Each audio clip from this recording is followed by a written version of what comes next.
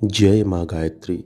मित्रों, आज मैं पुनः एक और नई कहानी लेकर आप लोगों के सामने पेश करने जा रहा हूँ, जो कि सत्य घटना पर आधारित है। यह कहानी है डॉक्टर लक्ष्मी नारायण टंडन, जो कि लखनऊ के रहने वाले हैं।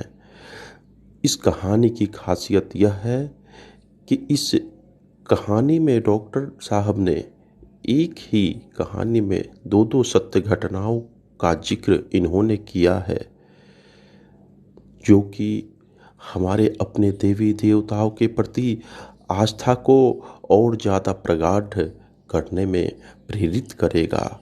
तो चलिए शुरुआत करते हैं हम आज की कहानी। तो श्री डॉक्टर साहब कहते हैं, मेरे पूज्य पिताजी स्वर्गीय लाल सूरज प्रसाद टंडन अत्यंत भक्त तथा संयमी प्राणी थे। वह गायत्री तथा हनुमान जी के परम भक्त थे।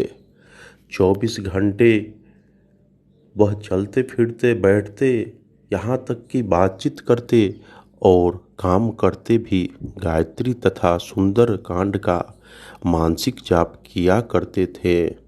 घर की स्त्रियों का कहना था कि उन्हें हनुमान जी सिद्ध थे। घटना 1921 की है।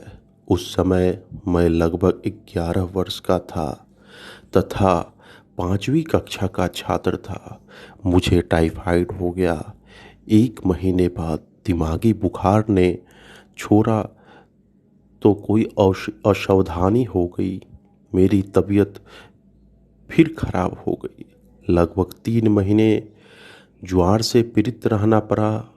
एक बार तो खाट से नीचे भी उतार लिया गया। एक दिन एक विचित्र घटना घटी। वह मेरी आप बीती घटना आज भी मुझे ज्यों की त्यों याद है। मैं अपने घर के दूसरे भाग में खाट पर पड़ा था। एक बार संभवतः पूज्य पिताजी के अभाव से मुझे सामने की दीवार पर दोपहर के समय आदम हनुमान जी की मूर्ति के साक्षात दर्शन हुए। पिताजी और बहन पास ही बैठे थे। एकाएक मैंने पिताजी से कहा कि मुझे हनुमान जी के दर्शन हो रहे हैं। सबने पूछा कहाँ। मैंने उन्हें उसी दिशा में संकेत कर दिया, किंतु किसी को सिवा दीवार के और कुछ ना दिखाई दिया। वहाँ कुछ हो भी मैं कहूँ सामने है तो बिल्कुल यह देखो। वह हाथ उठाकर आशीर्वाद देते हुए मुझसे कह रहे हैं, अब तुम ठीक हो जाओगे, इस दिन तुम ठीक हो जाओगे। आश्चर्य है, क्या आपको सुनाई नहीं दे रहा है? पिताजी ने मुझसे कहा कि उनसे कुछ पूछो।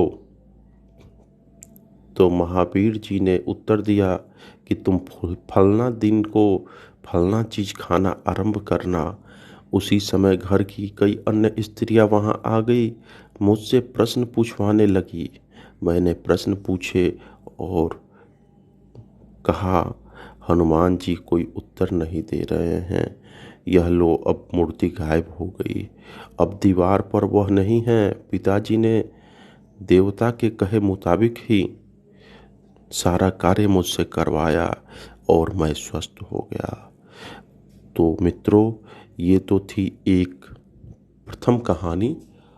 अब मैं प्रारंभ करता हूँ इन्हीं की जीवन में घटित एक दूसरी कहानी, जो कि गायत्री मंत्र की शक्तियों के आधार पर है और बिल्कुल ही सत्य घटना है।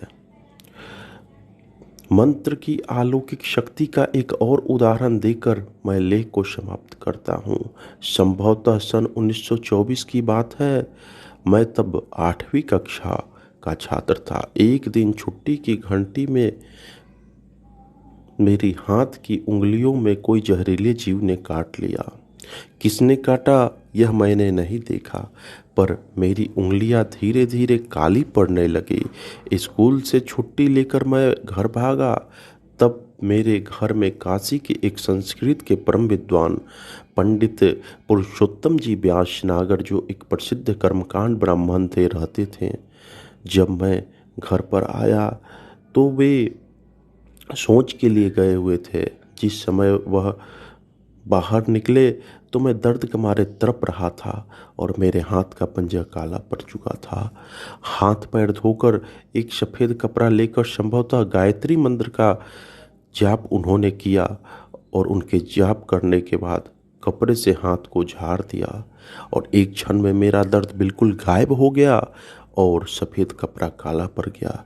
यह मेरे ऊपर बीती हुई घटना थी, जो कि मंत्र की अलौकिक शक्ति को प्रकट करती है। तो मित्रों, ये थी आज की कहानी, जो कि सत्य घटना पर आधारित है। हम उम्मीद करते हैं कि आपको ये कहानी बहुत ही अच्छी लगी होगी। तो अपना सुझाव कमेंट के जरिए आप दे सकते हैं। और मित्रों, एक गुजारिश है आपसे, कृपया करके इस चैनल को सब्सक्राइब करना ना भूलें।